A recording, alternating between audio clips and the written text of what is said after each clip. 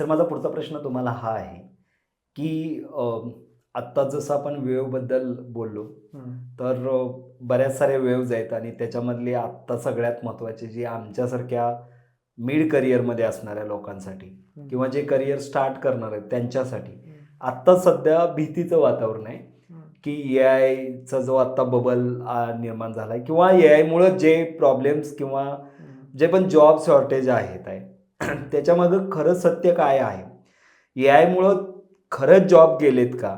आणि गेले असतील, तर नवीन कोणते जॉब निर्माण होतील का ए-आयमुळं? याच्याबद्दल आपल्याला थोडंसं सविस्तर बोलायचं आहे. हं. तर माझा पहिला प्रश्न तुम्हाला हा आहे, की ए-आयमुळं किती इम्पॅक्ट गेला आहे इंडियन जॉब मार्केटवरती आणि आय-टी मार्केटवरती स्पेशली?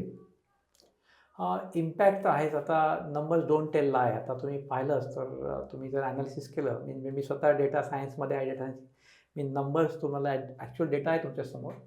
तर नंबर ऑफ ले ऑफ्स हॅपन आणि ते मॅसिव्ह ले ऑफ झालेले आहेत. म्हणजे आणि ते अमेरिकेतूनही जगभरात झालेले आहेत, वर्ल्ड वाईड झालेले आहेत. आणि त्याचं जी झळ आहे भारताला सुद्धा पोहोचलेलं आहे. म्हणजे भारताच्या सर्व्हिस कंपन्यांकडे सुद्धा ले ऑफ झालेले आहेत.